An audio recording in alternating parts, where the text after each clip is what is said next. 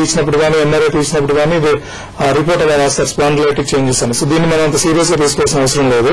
మీరు C3, 4, C5, 6 disc bulges అన్నారు, ఇవన్నీ మిడిల్ ఏజ్ తర్వాత కామన్ గానే వస్తాయి. సో మీరు ఈ డిస్క్ బల్జెస్ గురించి అంత సీరియస్ గా తీసుకోవాల్సిన అవసరం లేదు.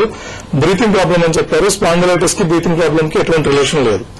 రెండోది మీరు sciatica problem, right side sciatica అంటున్నారు.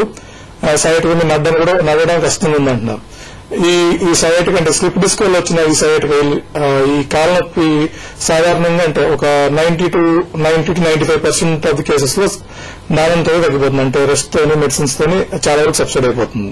ఒక 5% లో మాత్రమే మనకి మెడిసిన్స్ రెస్ట్ ద్వారా తగ్గదు. అలాంటప్పుడు మనం సర్జరీ చేయాల్సి వస్తుంది. మీరు ఆ నడుంకి ఎంఆర్ఐ తీసారో తీయలేదో చెప్పలేదు నాకు. సో అవి నడుంకి ఎంఆర్ఐ తీయాల్సి వస్తుంది. నడుము ఎంఆర్ఐలో మీకు ప్రాబ్లం ఉంది అంటే డిస్క్ రైట్ సైడ్ డిస్క్ మీకు ఒక నరం నొప్పినట్టు కనిపించినట్టయితే, అలాగే మీకు రైట్ సైడ్ నొప్పి ఉన్నట్టయితే అప్పుడు ఇది మనం స్లిప్ డిస్క్ ని కన్సిడర్ చేస్తాం. ఇది మనం మెడికల్ గా తగ్గకపోతే అంటే మందులు ఎక్సర్సైజ్ రెస్ట్ ద్వారా తగ్గకపోతే అప్పుడు మనం సర్జరీ చేయించుకోవాల్సి వస్తుంది. ఇంకొకటి ఏంటంటే మీకు పెయిన్ బాగా ఎక్కువ ఉంటుంది అంటే మీరు సిగ్నిఫికెంట్ గా సఫర్ అవుతున్నారు, మీ యాక్టివిటీస్ బాగా రెస్ట్రిక్ట్ అవుతున్నాయి, అర్థం కష్టంగా ఉంటుంది అంటే ఆఫీస్కి వెళ్ళలేకపోతున్నారు, వర్క్ చేయలేకపోతున్నారు అంటే సిగ్నిఫికెంట్ గా సఫర్ అవుతుంటే మాత్రం సర్జరీ చేయించుకోవాలి. లేదు పెద్దగా ఇబ్బంది లేదు అనుకుంటే మాత్రం వదిలేవచ్చు. అంటే సర్జరీ అంత ఇష్యూ కాదు, అంత కంపల్సరీ కాదు. ఓకే డాక్టర్, మరి ఇప్పుడు రావు గారితో అయితే మీరు ఆయన కండిషన్ ప్రకారం సర్జరీ ఎప్పుడు అవసరం లేదని చెప్పారు. జనరల్ గా మరి ఈ డీజనరేషన్ ప్రాబ్లమ్స్ ఇలాంటివన్నీ స్టార్ట్ అయినప్పుడు ఎలాంటి కండిషన్ లో ఉన్నప్పుడు వీళ్ళకి సర్జరీ అనేది మీరు రిఫర్ చేస్తూ ఉంటారు? మనకి డీజనరేటివ్ కండిషన్స్ లో మనకు కామన్ గా వచ్చేది స్లిప్ డిస్క్ ప్రాబ్లం. ఈ స్లిప్ డిస్క్ లో నేను రావు గారితో చెప్పినట్టు మనకి around 90 to 95% of the times మనకి నాన్ సర్జికల్ గా మంచి రిజల్ట్స్ వస్తాయి. సర్జరీ ఎప్పుడు అవసరం ఉంటుందంటే పెయిన్ మనకు చాలా ఎక్కువ ఉంది, తిన్నంగా పడుకోలేకపోతున్నారు, లేకపోతే నడవలేకపోతున్నారు, ఒక 10 steps వేయలేకపోతున్నారు, కూర్చోలేకపోతున్నారు.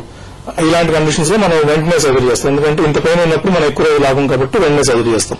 అలా కాకుండా కొందరికి అంటే weeks together months together suffer అవుతూ ఉంటారు. వాళ్ళు అంటే వర్క్ సఫర్ అవుతుంది, వాళ్ళ ఫ్యామిలీ లైఫ్ సఫర్ అవుతుంది అనుకున్నప్పుడు మనం ఎక్కువ వెయిట్ చేయలేం. సో అలాంటప్పుడు మనం సర్జరీ చేయొచ్చు. ఓకే, సో నెక్స్ట్ కాల్ మనకి రెడీగా ఉన్నారు విజయనగరం నుంచి ఆచార్య గారు. గుడ్ ఆఫ్టర్నూన్ అండి. గుడ్ ఆఫ్టర్నూన్ అండి. మాట్లాడండి డాక్టర్ గారితో. Good afternoon sir. Good afternoon Acharya, చెప్పండి సార్. నాకు సర్వైకల్ కార్డ్ లో C6, C7 కొద్దిగా స్లిప్ అయ్యి దానికి లెఫ్ట్ నెర్వ్ రూట్ ని కంప్రెస్ చేస్తుంది. అది ఎంఆర్ఐ లో చెప్పారు మీకు? ఎంఆర్ఐలో చెప్పారు. మీ ప్రాబ్లం ఏంటి? అంటే నా ప్రాబ్లం ఏంటంటే ఇప్పుడు లెఫ్ట్ హ్యాండ్ బాగా లాగుతుంది సార్. లెఫ్ట్ హ్యాండ్ లాగుతుంది మీకు ఎంఆర్ఐ లో లెఫ్ట్ సైడ్ ప్రాబ్లం అని చెప్పారు. లెఫ్ట్ నెర్వ్ రూట్ ని కంప్రెస్ చేస్తుందని చెప్పారు. లెఫ్ట్ హ్యాండ్ అంటే చెయ్యి మొత్తం లాగుతుందంటారా? చెయ్యి మొత్తం లాగుతుంది అంటే మెడ ఎత్తేసరికి అంటే కూర్చొని మెడ ఎత్తలేకపోతాను. చెయ్యి తిమ్మురు, చెయ్యి లాగినట్టు అనిపించడం, కిందకి లాగినట్టు అనిపించింది. తిమ్మిరి కూడా ఎక్కుతుందండి. తిమ్మిరి కూడా వస్తుంది. ఎప్పటి నుంచి ఉంది మీకు ఇది? ఇది ఆల్రెడీ 20 days ఉంటుంది. 20 days ఈ 20 days లో మీకు ఏమైనా తగ్గినట్టు అనిపిస్తుందా? అంటే చాలా తక్కువ అనిపించింది తగ్గినట్టు. బట్ ఏంటంటే మళ్ళీ కూర్చుంటే సేమ్ అదే పెయిన్ వచ్చేస్తుంది. అదే మీరు 20 days అంటే రఫ్లీ 3 weeks ట్రై చేశారు. ఇంకొక 2 to 4 weeks వరకు ట్రై చేయొచ్చు. మీకు అంటే టైం ఇష్యూ కాదంటే టైం ఇష్యూ కాదనుకుంటే ట్రై చేయొచ్చు. ఇప్పుడు నేను రిపీట్ ఇందాక చెప్పినట్టు 90% వరకు మనకి మెడికల్ ట్రీట్మెంట్ ద్వారానే తగ్గుతుంది. మీకు తగ్గట్లేదు, ఒక 6 weeks 7 weeks తర్వాత తగ్గట్లేదు, మీరు సిగ్నిఫికెంట్ గా సఫర్ అవుతున్నారు, ఇబ్బంది పడుతున్నారు అనుకుంటే కనుక అప్పుడు మీకు C6 డిస్క్ జరిగిందంటున్నారు, దాన్ని సర్జరీ ద్వారా నయం చేయొచ్చు. ఓకే, సో మరి జనరల్ గా చాలా మందికి స్పైన్ ప్రాబ్లం వచ్చినప్పుడు ఇది న్యూరో ప్రాబ్లం లోకి వెళ్తుందా, ఆర్థో ప్రాబ్లం లోకి వెళ్తుందా అనే చిన్న కన్ఫ్యూజన్ అనేది ఉంటుంది. చాలా మందికి ఉంటుంది. అంటే న్యూరో ప్రాబ్లమా, న్యూరో సర్జికల్ ప్రాబ్లమా, లేకపోతే ఆర్థో సర్జికల్ ప్రాబ్లమ్ అనేది ఉంటుంది. ఈ స్పైన్ అనేది ఇట్స్ అంటే ఓవర్లాగ్ ఉంటుంది. మీరు ఆర్థోపెడిక్ సర్జన్ స్పైన్ చేస్తారు, అలాగే న్యూరో సర్జన్స్ కూడా స్పైన్ చేస్తారు. కొన్ని దగ్గరలో కొన్ని సెంటర్స్ లో డిపెండ్స్ ఆన్ ద ట్రైనింగ్. అంటే కొన్ని ఆర్థోపెడిక్ సెంటర్స్ లో స్పైన్ అంత ఎక్కువ చేయరు, అలాగే కొన్ని న్యూరో సర్జికల్ సెంటర్స్ లో బ్రెయిన్ మీద ఎక్కువ కాన్సన్ట్రేట్ చేస్తారు, స్పైన్ అంత ఎక్కువ చేయరు.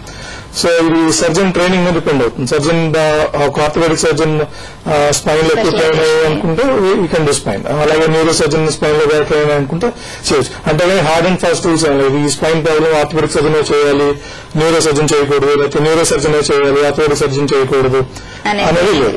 కానీ కొన్ని స్పైన్ లో కొన్ని ప్రాబ్లమ్స్ అంటే ఇంట్రాడ్యూరల్ ట్యూమర్స్ అంటే మనకి వెన్నె పా ఉంటుంది కదా స్పైనల్ కార్డ్ లోపల ప్రాబ్లమ్స్ కి మాత్రం యూజువల్ గా న్యూరో సర్జన్స్ చేస్తారు. ఆర్థోపెడిక్ సర్జన్ స్పైనల్ కార్డ్ లోపలికి వెళ్ళారు. అలాగే కొన్ని ప్రాబ్లమ్స్ అంటే డిఫార్మిటీస్ మనకి వెన్ను వంకరగా అయిపోతుంటాయి, స్కోలియోసిస్ అని, కైఫోసిస్ అని, గూన్ అంటారు. ఇలాంటివి యూజువల్ ఆర్థోపెడిక్ సర్జన్స్ చేస్తారు, న్యూరో సర్జన్స్ చేయరు. Right sir. మరి జనరల్ గా మనకి ఈ స్పైన్ ప్రాబ్లమ్స్ కి రిలేటెడ్ వాటన్నిటికీ మనకు వచ్చిన లేటెస్ట్ డెవలప్మెంట్స్ ఏంటి? లేటెస్ట్ అంటే ఇప్పుడు డిస్క్స్ సంబంధించి మనకి most common problem slip disc problem. Slip disc సంబంధించి మనకి ఇప్పుడు అందుబాటులో మైక్రో డిస్కెక్టమీ, అలాగే ఎండోస్కోపీ డిస్కెక్టమీ, ఇవన్నీ లేటెస్ట్ డెవలప్మెంట్స్. ఒకప్పుడు ఏంటంటే లామినెక్టమీ చేసేవారు, దీనివల్ల పెద్ద ఇన్సిషన్ అంటే పెద్ద కోత ఇచ్చేవారు. మనకి పోస్ట్ ఆపరేటివ్ రికవరీ కూడా చాలా ఎక్కువ టైం పెట్టేది, ఎక్కువ బోన్ తీయాల్సి వచ్చేది. ఇప్పుడు ఈ మైక్రో డిస్కెక్టమీ అలాగే ఎండోస్కోపీ డిస్కెక్టమీ ద్వారా చిన్న ఇన్సిషన్ తో చేయడం జరుగుతుంది. పేషెంట్ కి తొందరగా రికవరీ ఉంటుంది. అంటే వితిన్ 2 days లో హాస్పిటల్ నుంచి డిశ్చార్జ్ అయిపోవచ్చు. అలాగే తన పనుల్లోకి తొందరగా వెళ్ళిపోవచ్చు. ప్రాబ్లీ వితిన్ 2-3 weeks లో మళ్ళీ నార్మల్ యాక్టివిటీస్ కి వెళ్ళిపోవడం జరుగుతుంది. ఇది one of the latest development. Before we continue, we have last caller Krishna జిల్లా నుంచి గౌరీశ్వరరావు గారు. గుడ్ ఆఫ్టర్నూన్ అండి. మనకి ఇష్టమా చెప్పండి మీ సమస్య. 4 సంవత్సరాల నుంచి నడువు నొప్పి అమ్మా. చెప్పండి. 4 సంవత్సరాల నుంచి నడువు నొప్పి. చెప్పండి. నడువు నొప్పి అయితే మందులు పడతాను, నిద్ర కూడా పట్టట్లేదమ్మా నైట్ కూడా. నడువు ఒకటే నొప్ప కాళ్ళు లాగుతున్నట్టు ఉంటుందా? నడువు నొప్పి. ఏం పని చేస్తారు మీరు? వ్యవసాయమేనండి. పని చేసుకోగలుగుతున్నారా? పనికి వెళ్తున్నారా? పని వెళ్ళట్లేదా? పనిలో బాగానే వెళ్తాను, చేతిలో పని చేసుకుని వస్తాను. సాయంత్రం కూడా నొప్పి లేకపోతున్నాను. సాయంత్రం పూట నొప్పి వస్తుంది. ఎక్స్రే లాంటివి తీయించారా? చేపించాండి నెల్లూరులో. ఏం చెప్పారు డాక్టర్ గారు? అదే బోన్స్ కొద్ది పెరిగాయి, మందులే వాడు జాగ్రత్త అన్నారు. మీరు చెప్పిన దాన్ని బట్టి మీరు వ్యవసాయం చేసుకుంటున్నారు, పనిలోకి వెళ్తున్నారు, మీకు సాయంత్రం పూట నొప్పి వస్తుంది అంటున్నారు. అలాగే కాళ్ళు లాగడం, కాలు తుమ్ములు కూడా వెళ్ళలేమంటున్నారు. కాబట్టి ఇది ప్రాబ్లమ్ మెకానికల్ బ్యాక్ పెయిన్ కింద ట్రీట్ చేయొచ్చు. ఇది మీకు క్రమేణా కొంచెం బ్యాక్ ఎక్సర్సైజ్ తోని మందులతోని రెగ్యులర్ గా వాకింగ్ చేస్తే చాలా వరకు నయం అయిపోవచ్చు. మీరు చెప్పిన దాన్ని బట్టి అయితే సర్జరీ అవసరమే అవకాశం అంటే పరిస్థితి అయితే కనిపించట్లేదు. ఓకే. సో ఫైనల్లీ మనకి జనరల్ ప్రాబ్లమ్స్ అన్ని వచ్చినప్పుడు ఈ ప్రాబ్లమ్స్ కి దూరంగా ఉండటానికి బిఫోర్ హ్యాండ్ మనం ఎలాంటి జాగ్రత్తలు తీసుకోవాలి? బిఫోర్ హ్యాండ్ అంటే మనం అన్ని ప్రాబ్లమ్స్ మనం ప్రివెంట్ చేయడం జరగదు. కొన్ని న్యాచురల్ హిస్టరీ ఆఫ్ స్పైన్ బట్టి వస్తుంటాయి. సో చాలా వరకు మనం అవాయిడ్ చేయలేం. మనం ఏంటంటే ఒకటి హెల్తీ లైఫ్ స్టైల్ లీడ్ చేయాలి. సో ఒకటి ఏంటంటే వీ షుడ్ నాట్ ఒబేసిటీని అవాయిడ్ చేయాలి. అలాగే రెగ్యులర్ గా వాకింగ్ చేస్తూ ఉండాలి, ఈ బ్యాక్ ఎక్సర్సైజ్ చేస్తూ ఉండాలి. మనం ఈ వెయిట్స్ ఎత్తినప్పుడు కానీ ఇలాంటివి కొంచెం జాగ్రత్తగా చూడాలి. వెయిట్స్ అన్ని మనం బాడీకి దగ్గరగా ఎత్తాలి, అంటే దూరంగా ఉందని అలాంటి ఎత్తుకోవడం చేయకూడదు. అలాగే నేను ఎక్సర్సైజ్ స్టార్ట్ చేసినప్పుడు సడన్ గా ఓవర్ డూ చేయకూడదు. సడన్ గా నేను 100 kilos ఎత్తిస్తాను అంటే ఏమైనా చేసినప్పుడు గ్రాడ్యువల్ గా స్టార్ట్ చేసి పెంచుకోవాలి. ఎక్సర్సైజ్ చేసినప్పుడు ఒకసారి హెవీ వెయిట్స్ ఎత్తారు ఇలాంటివి చేయడం వల్ల మనకి ఇబ్బంది కలుగుతాం. Right doctor. సో మరి చాలా మంచి ఇన్ఫర్మేషన్ స్పైన్ రిలేటెడ్ ప్రాబ్లమ్స్ గురించి చాలా మంచి ఇన్ఫర్మేషన్ ఇచ్చారు. Thank you very much for being in our studio doctor. మరి ఇవి వాళ్ళ మన హెల్త్ ఇష్యూ, మరో హెల్త్ ఇష్యూతో రేపు మేము ఉంటాం. కీప్ వాచింగ్ మహా.